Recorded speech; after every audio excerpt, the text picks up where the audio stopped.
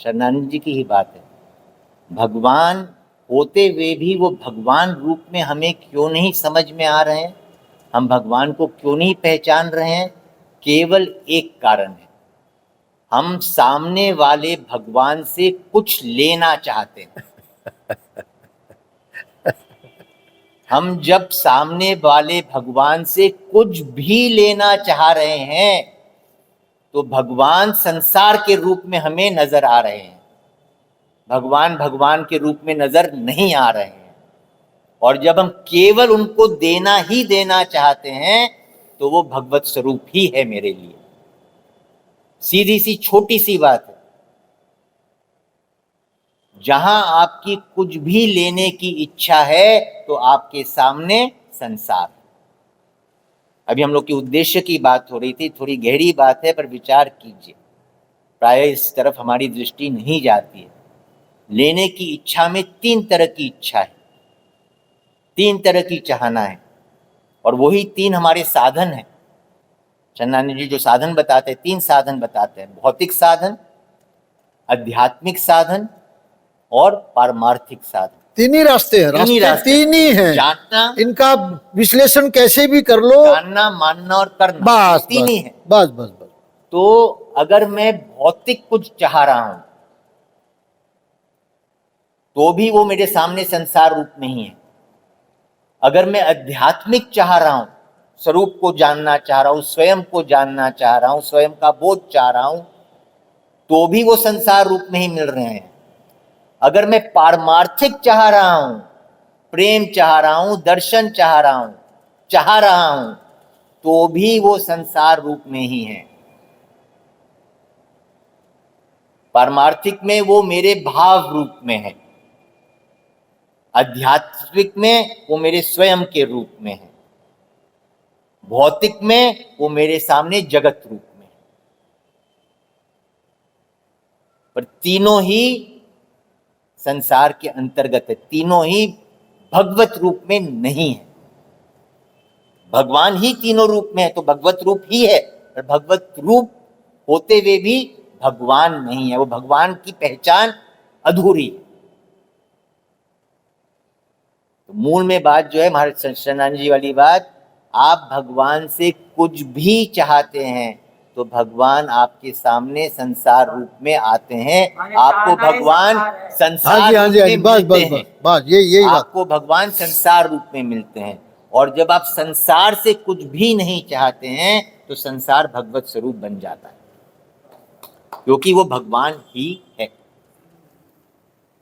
सबसे बढ़िया रास्ता शरणानंद जी महाराज ने क्या बताया है कि तीन चीजें आपके पास हैं। अभी जैसे भाई साहब ने बताया तीन साधन हैं, तो तीन ही काम है आपके पास भी। क्या क्या है?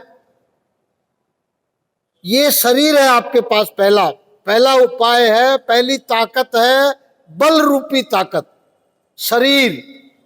शरीर विश्व के काम आ जाए, अपने भोग में लग जाए, अपने सुख ले ले, ये गड़बड़ होती है। मानव का सबसे सुंदर चित्र क्या बताया शरणानंद जी महाराज ने? ये शरीर विश्व के काम आ जाए, भौतिक साधना।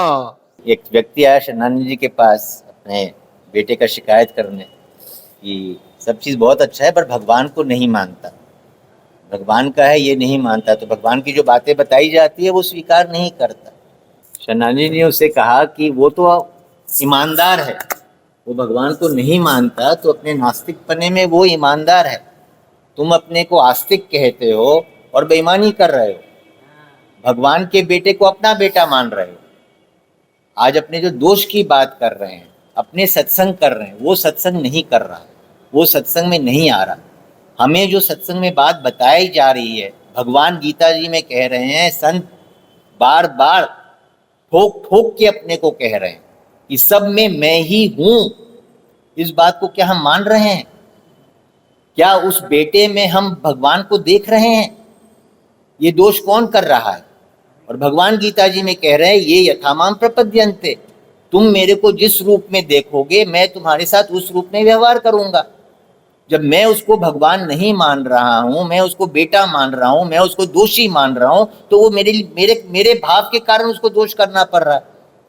और अगर मैं उसको भगवान मानूंगा तो उसको भगवान की तरह ही लीला करनी पड़ेगी ना। तो दोष उसके कर्मों में है कि मेरे मानने में, मेरे भाव में? मूल में दोष मेरे में है कि मेरे उसमें है?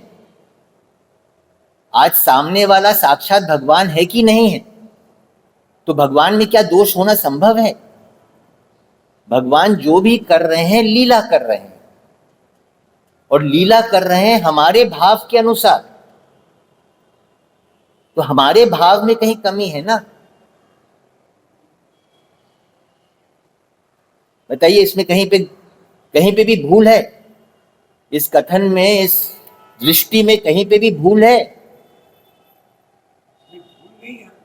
तो अगर भूल नहीं है तो जब तक इस दोष को, इस भाव को, हम अपने भाव को सुधारेंगे नहीं, अपने दोष को मिटाएंगे नहीं, अपने कमी को दूर नहीं करेंगे, अगला कैसे सुधरेगा? उसके भीतर ठाकुर जी की लीला कैसे करेंगे? भगवान तो गीता जी में यही कह रहे हैं कि भक्त जो भावना रखता है, मैं भक्त के साथ वैसा ही व्यवहार करता हूं। भगवान की वाणी है। भगवान की वाणी अगर हम मानते हैं तो फिर तो ये माननी पड़ेगी ना। आज आप श्रोता के भाव में आए हैं तो भैया के अंदर बैठे हुए भगवान वक्ता बने हैं। अगर श्रोता नहीं आएंगे तो वक्ता बनेगा क्या? तो जो हम भाव करते हैं उसी भाव को भगवान सामने वाले रूप में आके ग्रहण करते हैं। अपना मानना मतलब उनसे प्रेम करना। अपनापन जो है वो प्रेम के लिए, अपनापन स्वार्थ के लिए नहीं है। अगर स्वार्थ के लिए हम अपनापन कर रहे हैं, उनसे कुछ लेने के लिए हम अपनापन कर रहे हैं, तो हम व्यापार कर रहे हैं, हम प्रेम नहीं कर रहे हैं। तो जो अपनापन मानने की बात है वो प्रेम के लिए। तो उसमें खास बात है, हम उनको अपने लिए मान रहे हैं कि अपने को उनके लिए मान रहे हैं? उनके ऊपर हम अपना अधिकार मान रहे हैं कि उनका अधिकार अपने ऊपर मान रहे हैं? प्रेम किसमें होता है? प्रेम में जीत होती है कि प्रेम में हार होती है? प्रेम में हारने वाला जीतता है। राज तिलक की गेंद बनाकर खेलन लगे खिलाड़ी, इधर राम ने उधर भरत ने, दोनों ने ठोकर मारी। तो आज सामने वाले के सामने हारना प्रेम की जीत है कि सामने वाले को हराना प्रेम की जीत है?